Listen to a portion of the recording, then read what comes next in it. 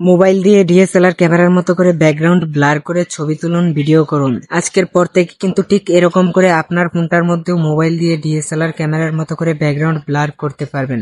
তো চলুন আমরা ভিডিওর মূল কাজে চলে যাই। কিভাবে এই কাজটা করবেন আপনাদেরকে একদম খুব সহজে দেখিয়ে দিই। আপনার ফোনের মধ্যেও ডিএসএলআর ক্যামেরার মতো করে ব্যাকগ্রাউন্ড ব্লার করে ছবি তোলা এবং ভিডিও করার জন্য আপনাদেরকে ছোট্ট একটা অ্যাপ্লিকেশন ইনস্টল করতে হবে। এর জন্য প্রথমে আপনি প্লে স্টোরে চলে যাবেন, তারপরে সার্চ বক্সে টাচ করে এখানে আপনি লিখবেন রিলেন্স লিখে দেওয়ার সাথে সাথে আপনি সার্চ দিবেন, তারপরে এরকম একটা অ্যাপ্লিকেশন পাবেন। এই অ্যাপ্লিকেশনটা খুঁজে বের করবেন। এই অ্যাপ্লিকেশনটাকে আপনার ফোনে আপনি ইনস্টল করার পরে ওপেন করবেন।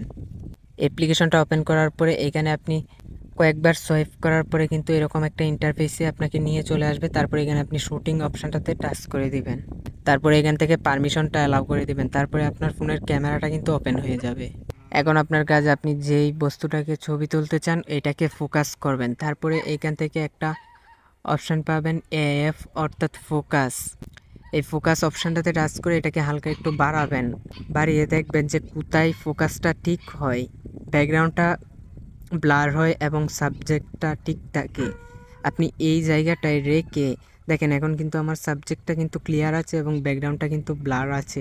তো আমি যদি চাই আরও বাড়িয়ে দেব, তাহলে কিন্তু দেখেন আমার সাবজেক্টটা কিন্তু হালকা ঘোলা হয়ে যাচ্ছে। এর জন্য আমি সঠিক পজিশনে রাখার পরে এখান থেকে আমি কিন্তু চাইলে জুমও করতে পারবো। দেখেন ব্যাকগ্রাউন্ডটা কিন্তু একদম ব্লার। এখন আপনি চাইলে এখান থেকে কিন্তু এটার কালারও কিন্তু পরিবর্তন করতে পারবেন। তো এখানে আরও অনেক অপশান আছে, এখানে আপনি এইভাবেই ছবি তুলতে পারবেন।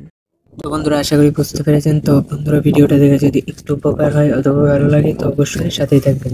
নতুন ভিডিওতে ধন্যবাদ এতক্ষণ সাথে থাকার জন্য।